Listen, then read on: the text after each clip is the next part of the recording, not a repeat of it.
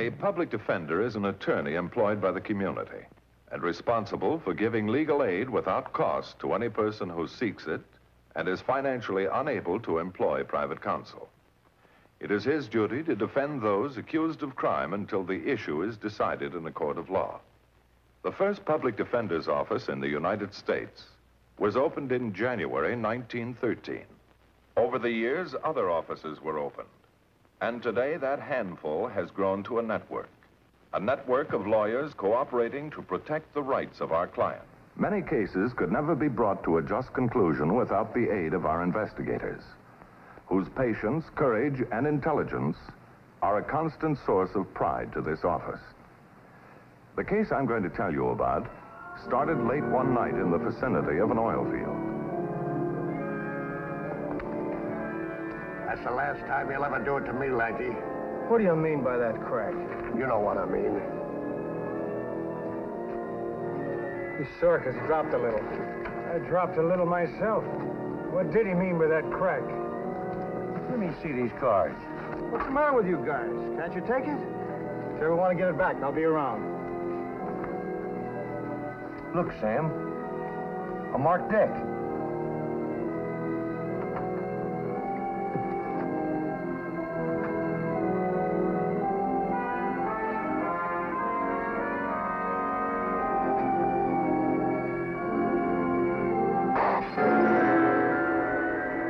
Often, a crime will start a series of circumstances that involve other people in serious trouble. That's it? Yeah, he bunks here.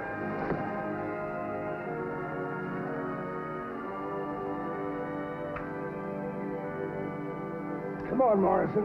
On your feet. Get up. Oh, go away. I'm working day tower this week. I know it. The law wants to talk to you. The law? What about? Bit faces. Rock cutters. Well, what's that got to do with me? Somebody broke into the Monarch tool shed. Stole $1,000 worth of bits. They did. Well, it wasn't me. We heard different.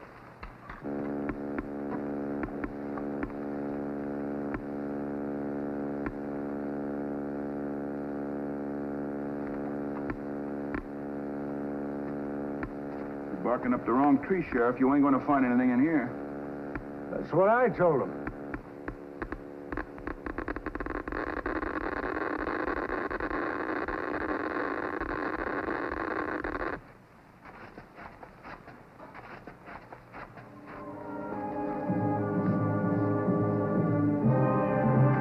You didn't bury him very deep, did you? Well, I didn't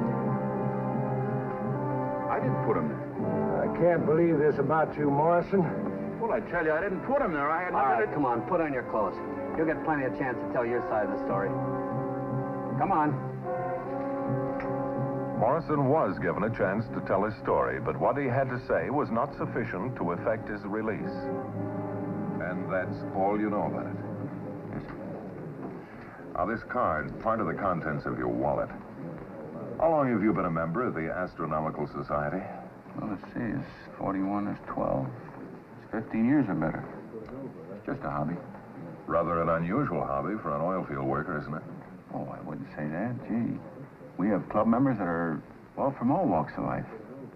There's a great fascination about the stars and the planets. Did you ever look at the spiral nebulae of Andromeda on a good dark night? Oh, I'm afraid I haven't. Well, I'll check these character references and see what I can do. Well, thanks. Say, you won't have to let my kid know about this, will you? That school she goes to is kind of particular, and I wouldn't want to worry you. Don't worry, she won't know. Oh, thanks. It'd just about kill her if she knew her old man was branded as a thief. I'm not a thief, Mr. Matthews. You know that. I believe you, Morrison. But it's going to be a difficult job to make a jury believe it. Are you sure you can't think of anyone who had any reason for framing you? No, sir. There just isn't any reason. I haven't got anything that anybody would want. I haven't got an enemy anywhere. It just don't make sense. Just don't add up. And you can't think of anything you might have done to make anyone sore? No, sir.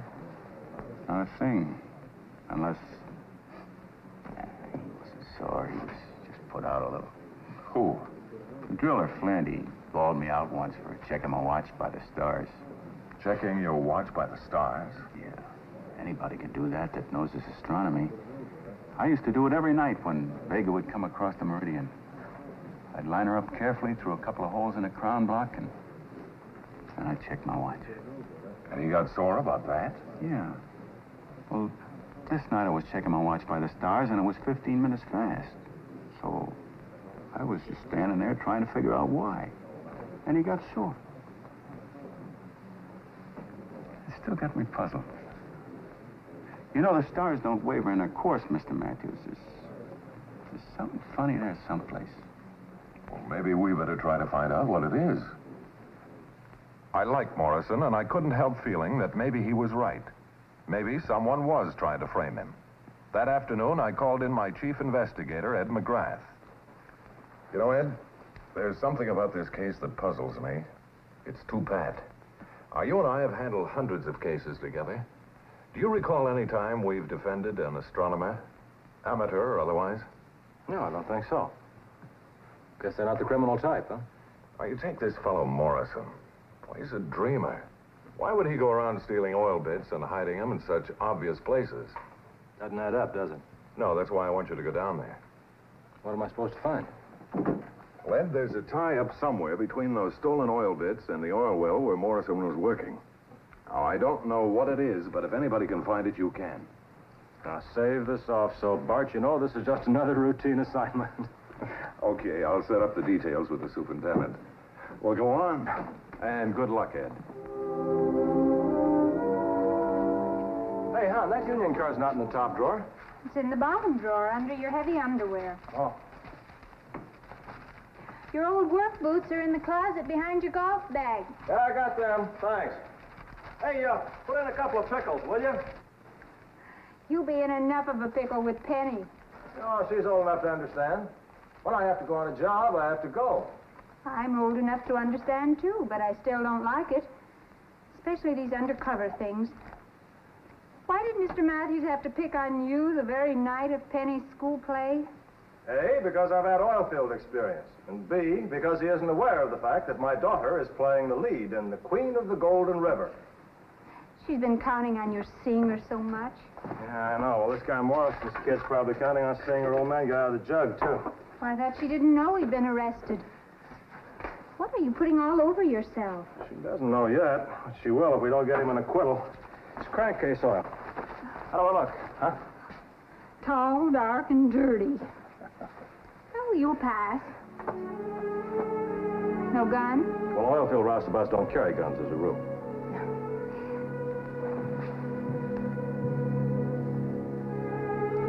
Ed, be careful. Now, don't worry. There's no chance of anything dangerous breaking on this one. It's just routine. Knock on wood. Okay, knothead.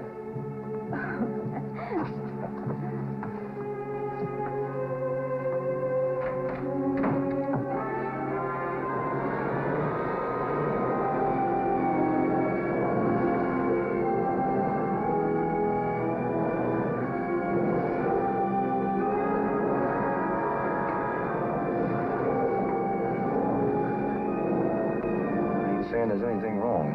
All I'm saying is how come they pulled the other guy and put this new guy on? Oh, so what? What's the difference? This new guy asks a lot of questions. He's a nosy type guy, and I don't like nosy type guys. Oh, relax. He's just a working stiff trying to make his $1.85. Mac, come here.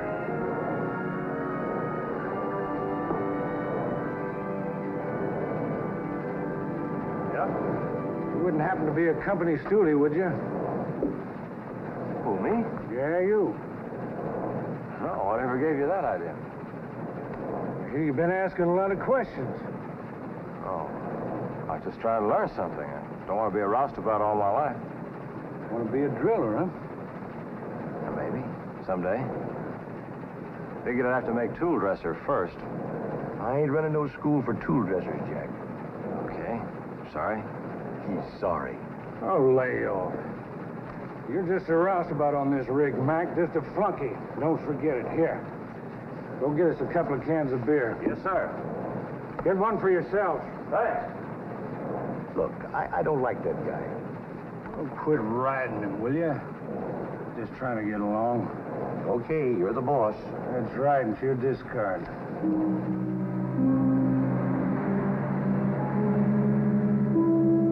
No, nothing definite, Bart. But it's here somewhere. No, they're just jumpy and suspicious. A case of a guilty conscience needing no accuser, eh? Well, carry on, Ed, and I'll run a make on Flint and Saunders. Now, right. On Ed. Watch your step, will you? You're right.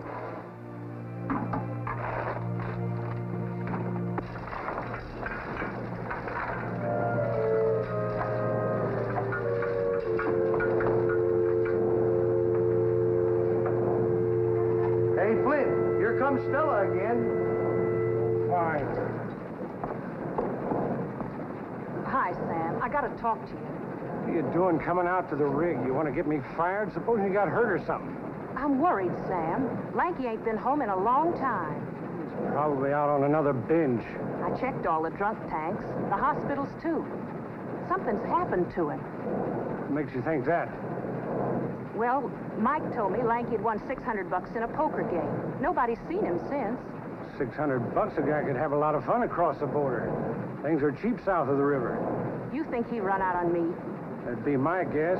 Why don't you take a run down and look around? I would if I had the bus fare. Could you loan me $50? Okay. One condition. You quit bothering me about Lanky. That's a promise. There's 50. And here's another promise. That's the last time he's gonna run out on me, and that's for sure.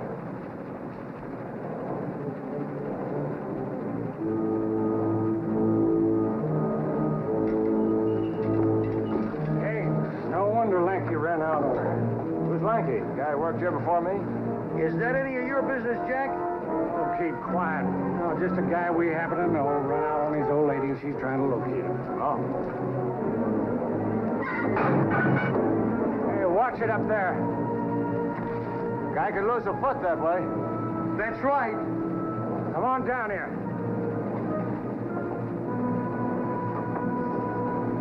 Ed, go get us some more beer. I'll take care of this.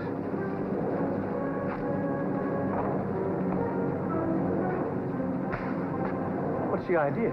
Told you to quit riding him, didn't I? Well, I still think he's a company man. What's the difference? We got nothing to worry about unless you got something on your mind. Of course not. Then try playing it straight and don't get chicken. Okay, Sam. Okay. Well, he's well known around here. He's a small-time gambler named Lancaster. Lanky Lancaster. Yeah. His wife was on the rig tonight looking for him. And Flint gave her $50 for bus fare. She figures he's in Mexico. No, it's just some more names to throw in the kettle. All right, Ed, we'll check on him. Oh, didn't find anything of any importance on Flint and Saunders. Saunders did 30 out of 502 in San Francisco back in '46.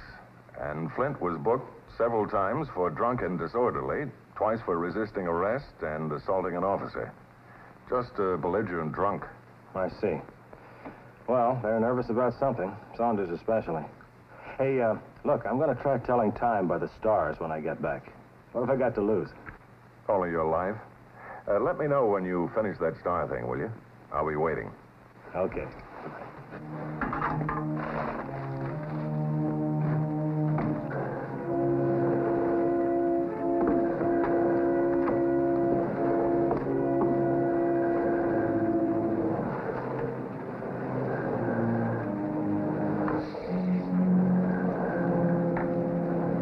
Beer's warm. What took you so long? Oh, I phoned my girl. Sorry. When I send you for beer, get beer. Never mind the girlfriends. Okay. Sorry.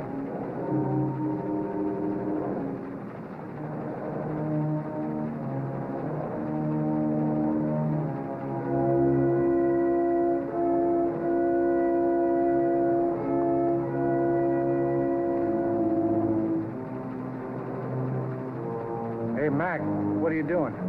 Oh, just checking my watch. What do you got, a clock up in that crown block? There's a big clock up there in the sky, if you know how to use it. Sounds interesting. How's it work? Well, if you know the date, and the latitude, and longitude, then you know what time a certain star is supposed to cross the meridian. So? Well, there's a couple of holes in that I-beam up there. I line up the star Vega through the holes, and then I know what time it is. You also know a man named Morrison, don't you?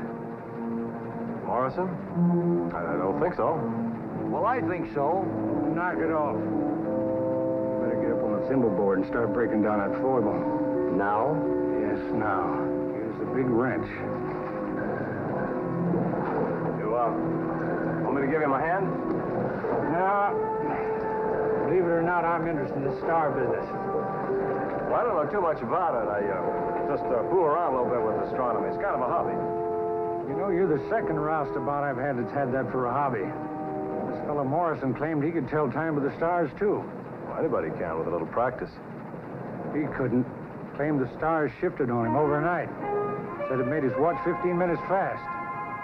He must have been crazy. The way I figure, all you stargazers are a little cracked. Check the drill line. Okay?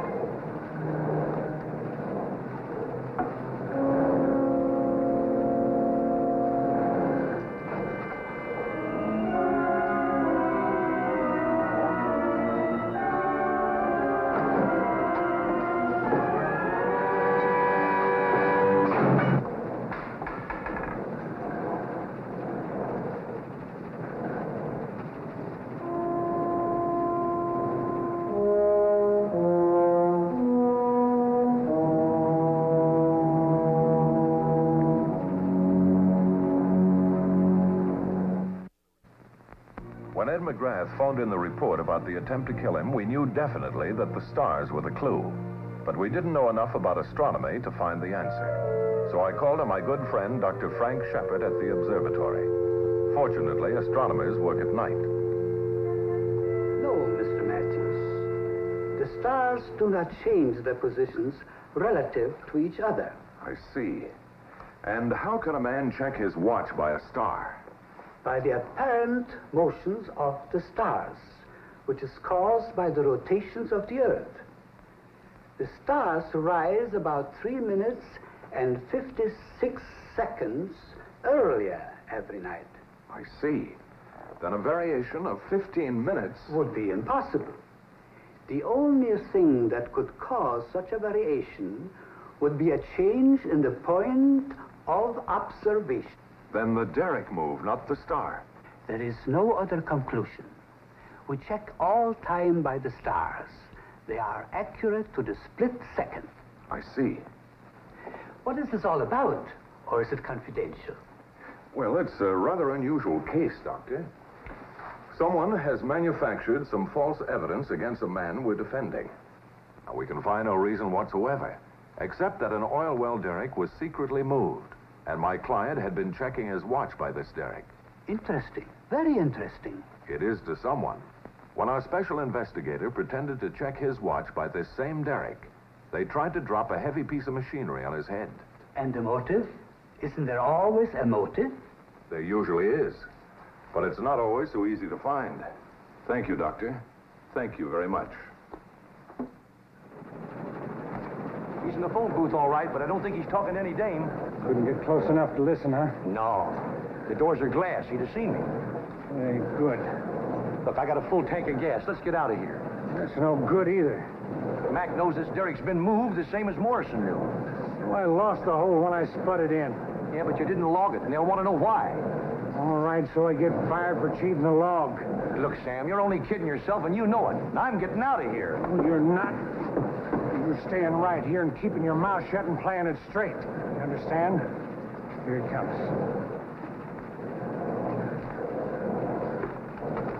That's cold this time. Yeah, you said it, cold.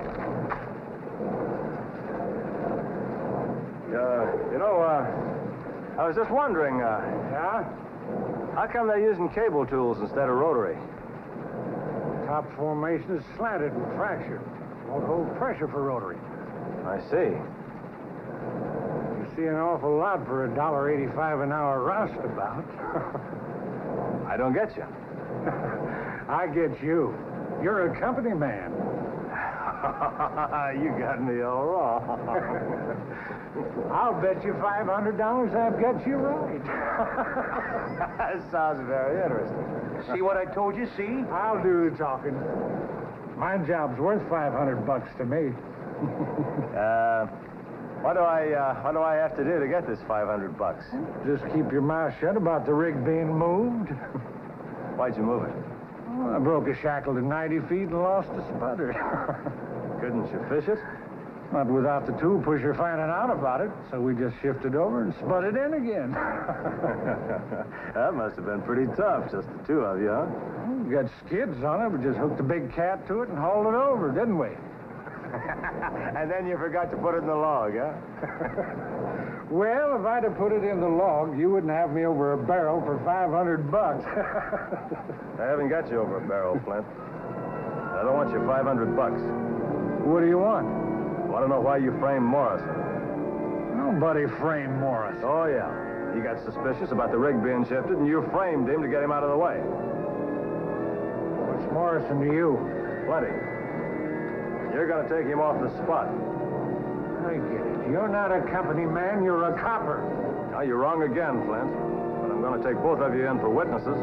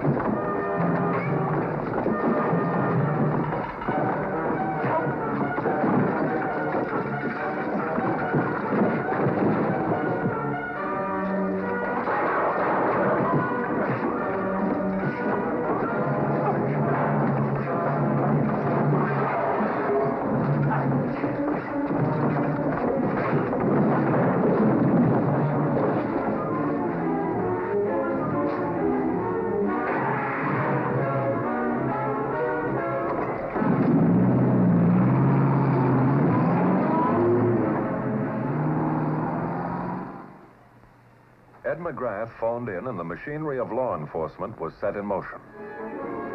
It took 1 minute and 15 seconds to determine the make, model, and license number of Saunders' 1949 coupe. 32 seconds later, an all-points bulletin was on its way to the police switchboard. 30 seconds later, the county, city, and state traffic squads were alerted. Red Saunders was apprehended and placed under arrest in less than 9 minutes from the time that McGrath phoned in. You know, I don't like you very much, Saunders. Tried to drop a Stilson wrench on my foot. Tried to kill me with the chain wrench. You can't prove anything on me? Flint says different. Oh, sure. He says you did it. Did what? He wants to know what. Okay, Saunders. If you want to go to the gas chamber for Flint, I guess that's your business. Let's go, Bart, huh? Wait a minute. What did he say? What did he claim I did? He says you killed a certain party. Stuffed his body down the well. That's a lie. A dirty, rotten lie. You hear me? I didn't touch Lanky. Sam did it. Sam hit him on the head with a bottle. It's about the way I figured it. You ready to talk now? Talk straight? Yeah. He ain't gonna make a chump out of me. Nobody's gonna make a chump out of me. I'll get a stenographer. Faced with Saunders' statement, Sam Flint confessed to killing Lancaster in a fight over a card game and hiding the body in the oil well. But this office is not concerned with prosecution, but with the protection of the innocent. Morrison was exonerated and received full compensation from the oil company. Saunders and Flint each went to the penitentiary for the term prescribed by law. The case you have just seen was brought to a fair and just conclusion through the efforts of a public defender. Tonight, Philip Morris salutes Public Defender L. Aldrich Lewis, Jr., Marion County, Indianapolis, Indiana, and his staff for outstanding achievement in the cause of justice.